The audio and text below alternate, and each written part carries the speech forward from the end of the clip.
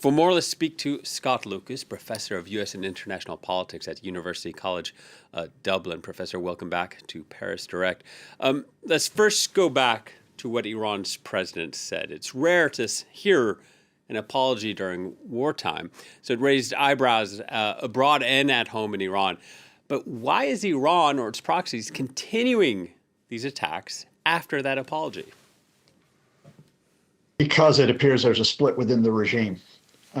As you mentioned, President Pezeshkian effectively apologized to states in the region, especially the Gulf states, because his perception is that Iran's tactics of retaliation were not succeeding in getting the Gulf states to pull back the Trump administration from the attacks, and it was undermining Tehran's position with those states, who were starting to say, wait a minute, maybe Tehran here is an enemy that we have to oppose as well. But almost as soon as Pezeshkian said it, Iran's Revolutionary Guards put out a statement which sort of undercut him, which said, look, we're going to attack U.S. bases wherever they're situated. And of course, U.S. bases are situated in those Gulf states. Further complicating the situation, later on Saturday, there was an attack which the Iranians claim was from Bahrain, the U.S. base in Bahrain, on a desalination plant on Kashmir Island.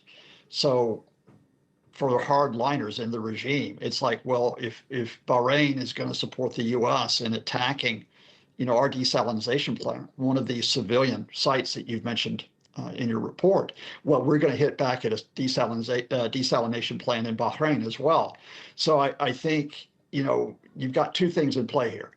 I think the Iranian regime politically would like an off-ramp here.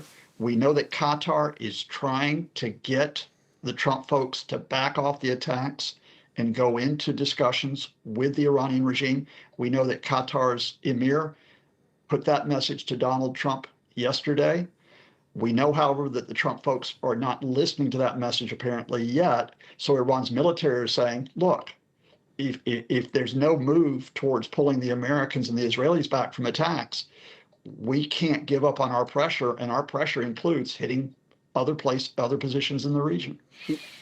But going back to the split in the regime, I think one of the first issues is to understand how severe that split is. Is this just a differing position on policy and the strikes that Iran will carry, or could there be potentially some sort of struggle for power among Iran's key brokers?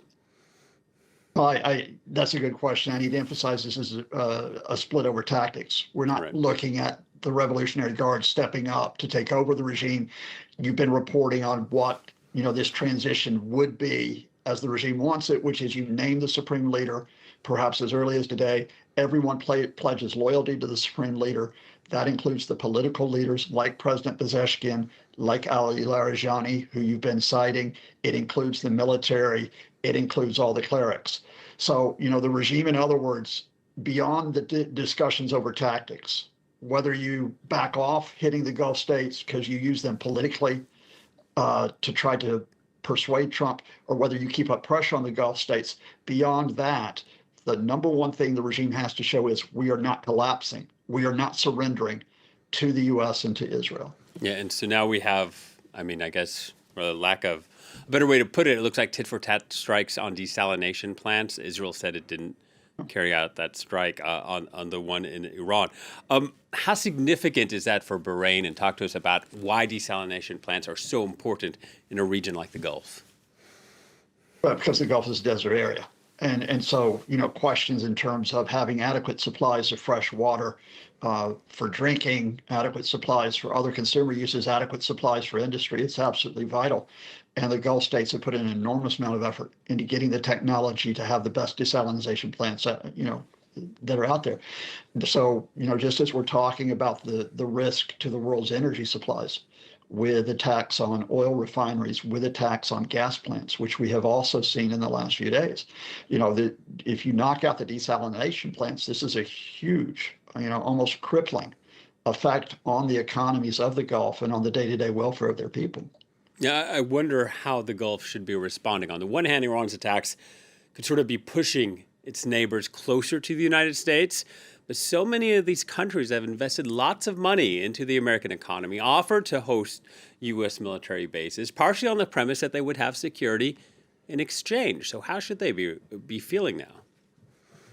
Well, there's a split amongst the Gulf states over this, which adds another layer to the situation. So Qatar, Saudi Arabia are among the states, Kuwait, I would say as well, whose priority is we want de-escalation.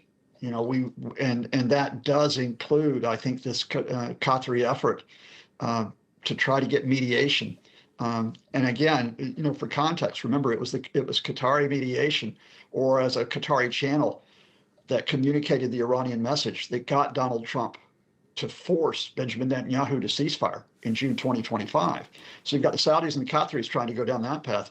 But then you've got the UAE and Bahrain on the other side. Both of those countries have drawn much closer to Israel in recent years. Both of them very, very hostile to Iran and to Iran's allies in the region.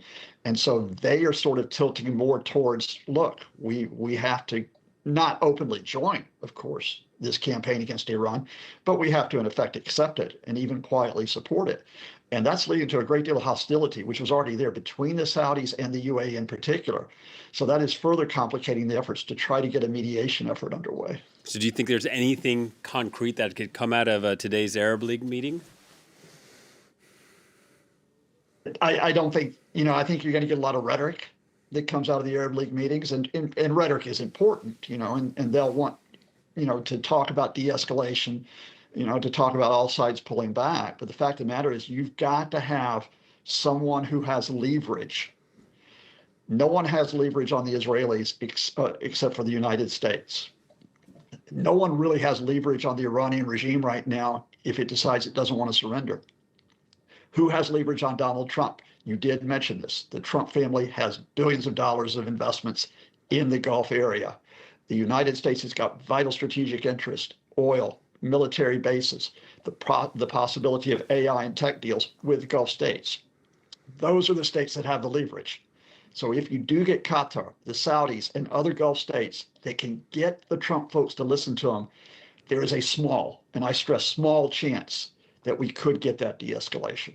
Yeah, and that's an interesting point you raise about the Trump investments in the region, because he also said that the biggest surprise of this war had been Iran's attacks on the Arab Gulf states, which, the U.S. counts as some of its closest, richest partners. What does that say about the Trump administration's planning, strategy, and foresight? They've got no plan B. I mean, plan A was you knock out the supreme leader, you kill dozens of commanders and officials in that Saturday morning attack. And from a military point of view, that is a stunning success. But then the Trump camp expected the regime to fold up at that point. They did not count on the fact that it does appear that, as the supreme leader said they would do, each official in Iran was to nominate a replacement. Each replacement was to nominate a replacement. So there are people who are still there in the political, military, and religious leadership. And here's your problem.